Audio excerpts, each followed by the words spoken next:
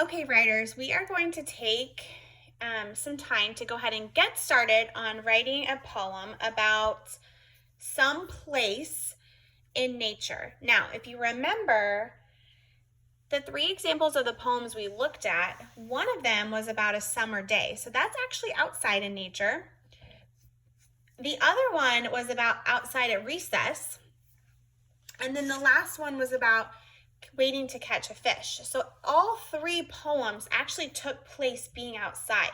And there were lots of different words that were used in sensory, our five senses, to help us understand as the reader a little bit more about what the poem was about. It made us feel like we were there. It was showing us what was going on versus telling us what was going on. So today I'm going to go ahead and write about my experience outside at our lake house. And I went ahead and did a little bit of pre-writing before I got started. And I wanted to use my five senses because that helps me with sensory to create vivid details. So the things that I can smell when I'm at the lake are fresh flowers and fish. Things that I can feel and touch are the warm sun, a cool breeze, and the lake water. I can hear the water knocking on the shoreline. And I don't know if you've ever been around water like that, but it's kind of like this lulling feeling of the waves that are gently rocking up underneath the dock. And I can lay on that dock, and it's very calming, actually. I can also hear boats going by and splashing and laughter from my kids. And then I can see ducks, boats, and when the water is still in the morning, it's really beautiful. The way the sun hits it, it almost looks like it's sparkling, but it's very calm. And finally, one of my last senses of taste, I can taste the s'mores. We always try to make s'mores when we're down at the lake house. So I'm not going to finish my poem today, but I wanted to kind of just get started, and that's what I want you to try to do too.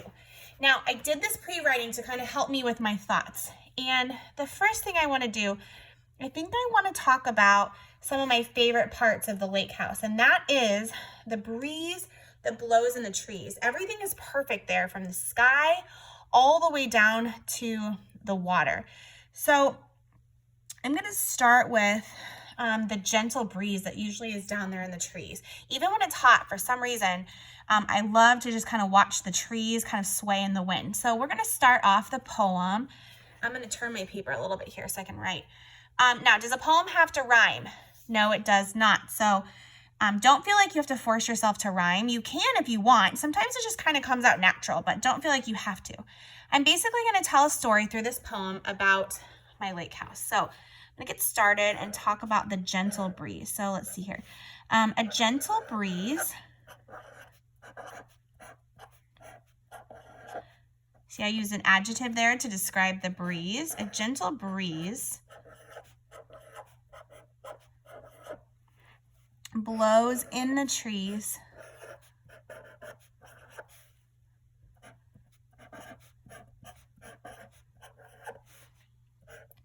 and when it's doing that, it's almost like it's whispering, like the sound of whisper. So a gentle breeze blows in the trees, whispering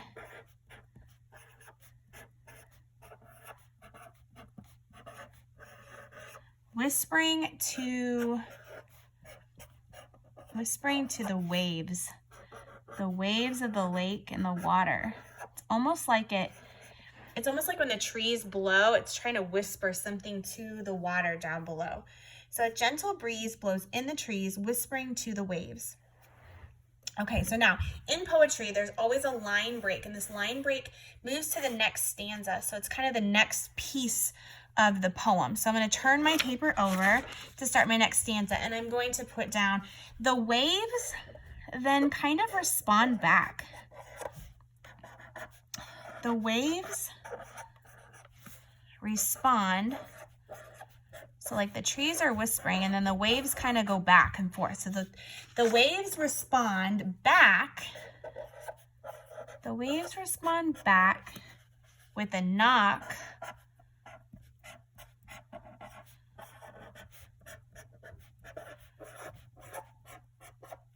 With a knock under the dock.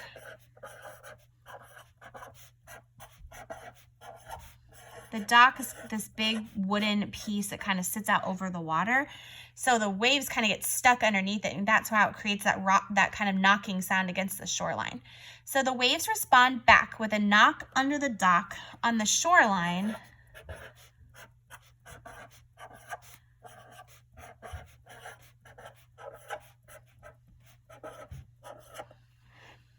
On the shoreline.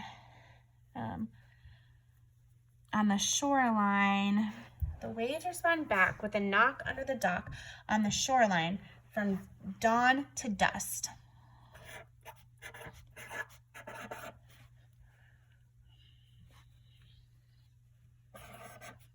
Dawn is like in the morning, from dawn to dusk, and dusk is at night. From dawn to dusk. Okay.